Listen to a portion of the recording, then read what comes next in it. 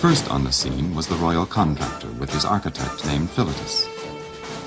He brought with him a corps of expert stonemasons, hired apprentices, quickly erected barracks that housed some 4,000 craftsmen. Excavations began at the limestone mountains across the Nile. Some workers cut stones from the bedrock and set them aside for transport. Others built wooden sledges. Others constructed dock facilities, weight arms, and storehouses for supplies. Expeditions brought wood, diamonds for cutting, and granite from Ethiopia. When spring came, the Nile rose, flooding 90% of Egyptian farmland. For 3 months, 100,000 workers were idled from normal farming activities. The royal contractor mobilized these men, broke them into teams of 8 each, with an experienced stonemason to train the men. Other teams were taught the art of navigating barges on the wide river Nile. The gangs set themselves to the task. Each one adopted a name. Ancient quarry marks show names like the Endurance Gang and the Craftsman Gang. Using wedges, rollers, and levers, the men hauled the stones to the waterfront. Weight arms lifted the stones, which traveled in a sling to the barges. Across the river, the teams of finishing experts cut the stones and fit them into a broad causeway leading up to the building site.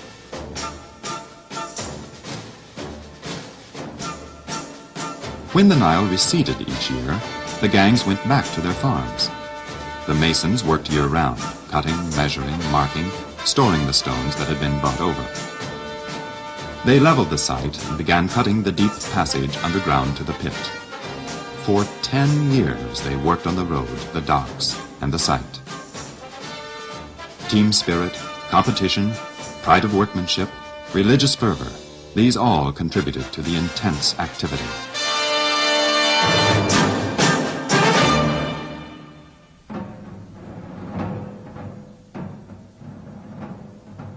When the preparations were finally done, the major work of construction began. Returning each spring, the huge laboring force delivered 125,000 rough stones to the site. The finished stones from the previous year, each with a number to indicate its position, were moved into place. Each gang of 8 men brought 10 stones across the Nile during their 3-month stint. Each group of 4 masons finished an average of 1 casing stone per month, plus 1 core stone every 3 days, all year round. Chips from the cutting were dumped over the edge of the Giza plateau, extending it some 100 feet to the north.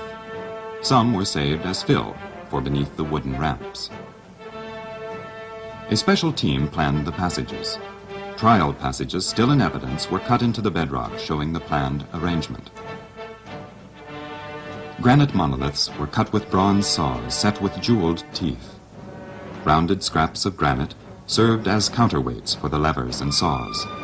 Outcroppings or bosses were left on the unfinished stones to hold props, levers, and slings. Sheet iron protected the softer limestone as the heavy granite monoliths were inched along with crowbars. They were rocked back and forth, so only half the weight was lifted at a time. Each new row began with the core. Then the casing blocks were lowered into place on a thin layer of cement. Once in place, the soft white stones were planed smooth. A lip and groove arrangement on each casing stone locked the rows together. If the capstone was placed, a special scaffold would need to be erected at the top of the pyramid.